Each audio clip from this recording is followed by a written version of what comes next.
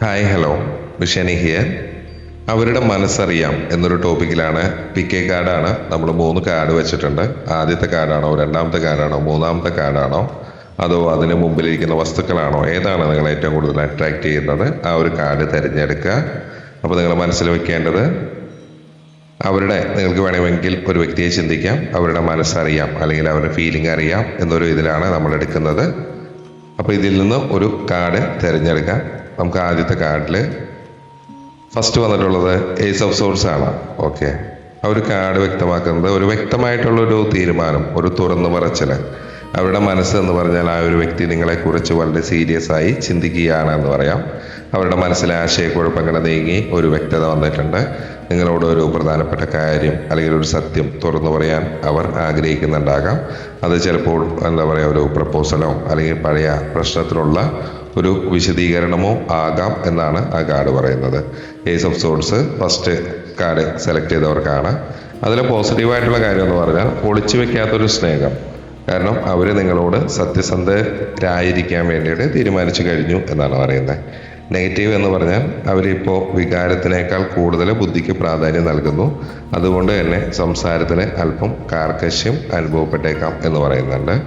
അതുപോലെ തന്നെ റെമഡീസ് പറയുമ്പോൾ അവരോട് സംസാരിക്കുമ്പോൾ വളച്ചൊടിക്കാതെ കാര്യങ്ങൾ വ്യക്തമായിട്ട് പറയുക. കുറഞ്ഞത് ഒരു 5 മിനിറ്റൊക്കെ പ്രാണായാമം അത്തരം കാര്യങ്ങൾ ചെയ്യുന്നത് നിങ്ങളുടെ ഒരു എനർജി ബാലൻസ് ചെയ്യാൻ സഹായിക്കും എന്ന് പറയുന്നുണ്ട്. അപ്പോൾ അവരുടെ മനസ്സറിയാം എന്നൊരു ടോപ്പിക്കിൽ ആദ്യത്തെ കാർഡ് തിരഞ്ഞെടുത്തവർക്കാണെങ്കിൽ ഈ പറഞ്ഞൊരു കാര്യമാണ് നമുക്ക് കിട്ടുന്നത്. രണ്ടാമത്തെ കാർഡ് തിരഞ്ഞെടുത്തവർക്ക് എന്താണ് റീഡിങ് വരുന്നത് നോക്കാം. 10 ഓഫ് പെൻറ്റക്കിൾസ് ആണ് വന്നിട്ടുള്ളത്. കുടുംബം, ദീർഘകാലമായിട്ടുള്ളൊരു ബന്ധം, സുരക്ഷിതത്വം. കാരണം അവരൊരു മനസ്സ് എന്ന് പറഞ്ഞാൽ ആ ഒരു വ്യക്തി നിങ്ങളെ വെറും ഒരു സുഹൃത്തായല്ല, മറിച്ച് തൻ്റെ ഒരു ജീവിത പങ്കാളിയായിട്ട്, ഒരു സോൾമേറ്റായിട്ട് അല്ലെങ്കിൽ ഒരു ലൈഫ് പാർട്ട്ണറായിട്ടാണ് മനസ്സിൽ കാണുന്നത്. കാരണം നിങ്ങളോടൊപ്പം ഒരു വീട്, കുടുംബം, സുരക്ഷിതമായൊരു ഭാവി അവർ ആ സ്വപ്നം കാണുന്നുണ്ട്. അവരുടെ കുടുംബാംഗങ്ങളോട് നിങ്ങളെക്കുറിച്ച് സംസാരിക്കാൻ പോലും അവർ ആലോചിക്കുന്നുണ്ടാകാം എന്നാണ് പറയുന്നത്. അവരൊരു മനസ്സാണ് പറയുന്നത്.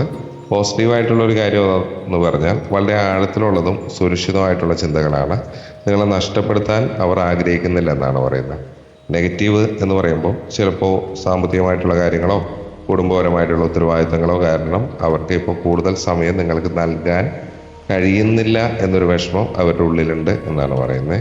അതിന് റെമഡി എന്ന് പറയുന്നത് മുതിർന്നവരുടെ അനുഗ്രഹം തേടുന്നത് ഈ ഒരു ബന്ധം മുന്നോട്ട് പോകാൻ സഹായിക്കുമെന്ന് പറയുന്നുണ്ട്. കൈവശം ഒരു മഞ്ഞയോ അല്ലെങ്കിൽ സ്വർണ്ണ നിറത്തിലുള്ളതായിട്ടുള്ള വസ്തു സൂക്ഷിക്കുന്നത് നല്ലതാണ് എന്ന് പറയുന്നുണ്ട്. ഓക്കെ, അപ്പോൾ രണ്ടാമത്തെ പൈല് തിരഞ്ഞ് കാർഡ് എടുത്തവർക്ക് 10 ഓഫ് പെൻറ്റക്കിൾ ആണ്. അതിൽ ഇത്തരം കാര്യങ്ങളാണ് അവരുടെ മനസ്സിൽ പറയുന്നത്. മൂന്നാമത്തെ കാർഡ് ആരാണ് തിരഞ്ഞിട്ടുള്ളത്? അത് സ്റ്റാറാണ് വരുന്നത്. അതിൽ ഒരു ആരാധന, പ്രതീക്ഷ, ഒരു രോഗശാന്തി, ഹീലിംഗ് എന്നൊക്കെ പറയില്ലേ, അതാണ് അവരൊരു മനസ്സ് എന്ന് പറഞ്ഞാൽ. ആ ഒരു വ്യക്തിക്ക് നിങ്ങളോട് വലിയ ബഹുമാനവും ആരാധനയാണ്. അവരെ സംബന്ധിച്ചിടത്തോളം നിങ്ങൾ ഒരു നക്ഷത്രം പോലെയാണ്. അത്രയും ദൂരമുള്ളതും എന്നാൽ അത്രയും തിളക്കമുള്ളതായിട്ടുള്ള ഒരാളായിരിക്കാം. പഴയ പിണക്കങ്ങളോ മുറിവുകളോ ഉണ്ടെങ്കിൽ അത് മാറ്റി നിങ്ങളുമായിട്ട് വീണ്ടും അടുക്കാൻ അവർ അതിയായിട്ട് ആഗ്രഹിക്കുന്നുണ്ടാകാം. നിങ്ങളോടുള്ളൊരു ബന്ധം അവർക്ക് സമാധാനം, പോസിറ്റീവ് എനർജിയും നൽകുന്നു എന്നാണ് കാർഡുകൾ പറയുന്നത്. പോസിറ്റീവ് എന്ന് പറയുമ്പോൾ ശുദ്ധമായിട്ടുള്ള ഒരു സ്നേഹവും വലിയ പ്രതീക്ഷകളെയാണ് കാണിക്കുന്നത്. നിങ്ങളെ ഒരു അത്ഭുതമായിട്ടാണ് അവർ കാണുന്നത്. നെഗറ്റീവ് എന്ന് പറഞ്ഞാൽ നിങ്ങൾ അവർക്ക് അപ്രാപ്യമാണോ എന്നൊരു പേടി അവരുടെ ഉള്ളിലുണ്ട്. ഇത് അവരെ അല്പം പിന്നോട്ട് വലിയാൻ പ്രേരിപ്പിച്ചേക്കാം എന്നാണ് പറയുന്നത്. അതിന് റെമഡി എന്ന് പറഞ്ഞാൽ രാത്രി ഉറങ്ങുന്നതിന് മുമ്പ് ഈ ഒരു വ്യക്തിയെ ഓർത്ത് പോസിറ്റീവായിട്ടുള്ള കാര്യങ്ങൾ മാത്രം ചിന്തിക്കാം. ചന്ദ്രപ്രകാശത്തിലെ അല്പനേരം ഇരിക്കുന്നത് നിങ്ങളുടെ ആന്തരികമായിട്ടുള്ള ഉത്കണ്ഠകൾ മാറ്റാൻ സഹായിക്കും എന്നാണ് പറയുന്നത്. അപ്പോൾ മൂന്നാമത്തെ കാർഡ് തിരഞ്ഞെടുത്തവർക്ക് നിങ്ങൾ ആരെയാണ് ചിന്തിച്ച് അവരുടെ മനസ്സിൽ ഇത്തരം കാര്യങ്ങളാണുള്ളത്. നിങ്ങൾക്ക് റെസനേറ്റ് ആയോ എന്ന് നോക്കാം. ഇതൊന്നും ഫോഴ്സ് ചെയ്ത് റെസനേറ്റ് ചെയ്യേണ്ട ആവശ്യമില്ല.